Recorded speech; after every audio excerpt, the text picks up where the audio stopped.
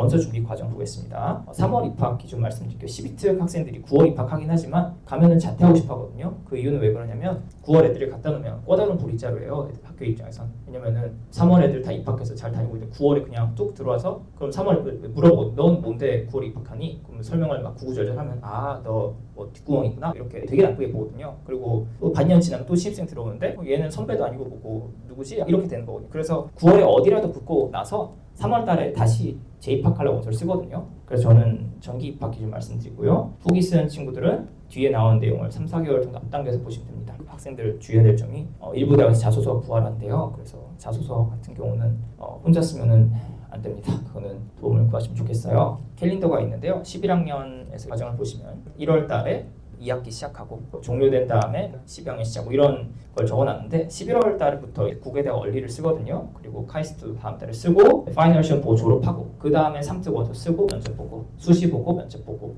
추합이 12월 달에 있습니다. 원서 준비 과정 말씀드릴게요. 10학년부터 12학년까지 모든 교내와 활동을 학교 시스템에 등록해 두셔야 돼요. 왜 그러냐면 기록 안 하면 학교 카운슬러 분께서 발급 못 해준다 라고 할 수도 있어요. 그래서 반드시 기록하셔야 돼요. 교회 활동도 학교 외부에서 한 거잖아요. 이것도 증빙을 받아가지고 학교에 들고 가셔서 우리 아이가 이거 했으니까 도와달라라고 아이가 해도 되지만 학교에서 만약에 협조 안 해주시면 어머님께서 하시거나 또는 도와주시는 분한테 연락을 해서 학교쌤이랑 줌 미팅을 하기도 하고요. 저는 학교 카운슬러 분이랑 줌 미팅을 되게 자주 하는데 애들 말을 안 들으니까 제가 말을 하는 거죠. 아이를 도와주고 있는 사람인데 그 서류를 발급해줘야 된다. 설득을 해서 발급을 받게 되고 그래서 12학년 또는 13학년 초에 학교 찾아가셔서 이 과정 하시면 되는데 12학년 중에 지원 전공 관련된 활동 몇 개 추가하고요. 마지막 기회거든요. 그리고 카운슬러한테 이제는 대체 서식 필요하다. 아시아권 대학 준비된 서류도 필요하고요. 10월 달이 되면 카이스트 쓸 수 있는데 카이스트는 워낙 공부 잘하는 친구들 쓰기 때문에 별도로 말씀드릴 텐데 근데 카이스트도 참 상황이 안 좋은 게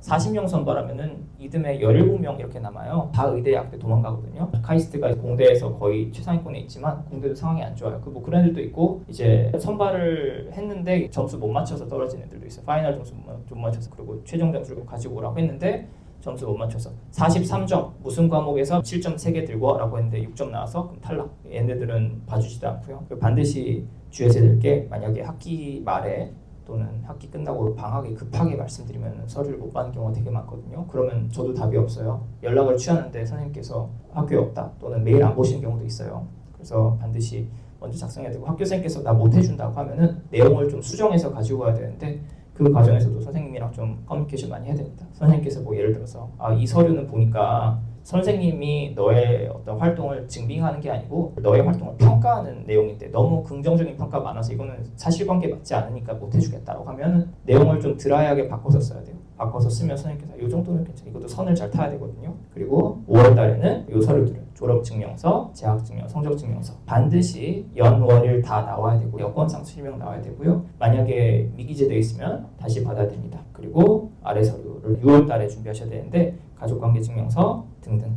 서류 3특의 필수 서류죠. 다만 주의사항이 있는데요. 반드시 부모님, 아버님, 어머님 그리고 지원자 명의로 다 받으셔야 되는 게 왜냐면 어떤 학교는 부로 내라 그러고 어떤 학교는 모로 내라 그러고 어떤 학교는 지원자 명의로 내라거든요. 일단 다 받아놓고 결제하시면 되고요. 주민번호 다 나와야 되고요. 그리고 발급 규정이 어떤 학교는 우리는 5월 이후에 받은 거만 인정해주겠다. 누구는 뭐 4월 날짜가 다 달라요. 그래서 6월 달에 일괄 발급 받으시면 되고요. 출입국 기록도 규정이 학교마다 달라요. 어떤 학교는 출생일, 어떤 학교는 7학년 이후를 내라 그러거든요. 그냥 마음 편하게 출생일 기준으로 하시면 됩니다. 그리고 조금이라도 결격 사유가 있으면 예를 들어서 학기 며칠 빠졌다 그런 거 숨기시면 다 들통나거든요. 전화가 와요. 학교에서 입학처에 전화가 와서 어떤 학생이 그 언제부터 언제까지 소명이 안 되고 있는데 이거 소명 서류 내고 만약에 안 내면은 불이익이 있을 것이다라고 그 불이익이란 건 탈락이에요. 그냥 1차 평가 단계로 넘어가지 못하고 그 전에 탈락이거든요. 그거는. 그래서 조금이라도 결격 사유가 있으면 반드시 사유서랑 증빙을 준비하셔야 됩니다. 증빙자료 발급받을 때도 학교에다가 레터를 받아야 될 때가 있는데 그것도 부탁을 드려야 되고요.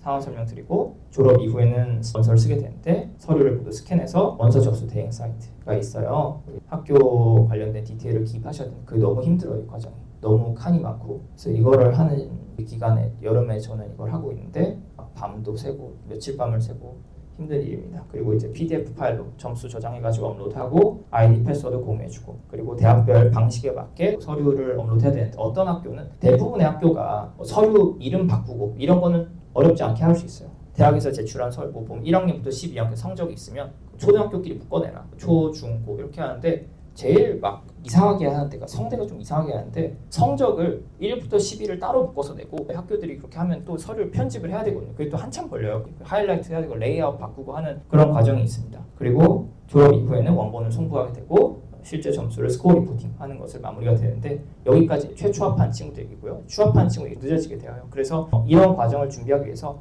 먼저 11학년 때부터 이 스텝들을 알고서 차근차근 준비하시면 때가 됐을 때 서류가 없어서 당황한 일은 없을 것 같아요. 그래서 숙지해 주시면 좋겠습니다.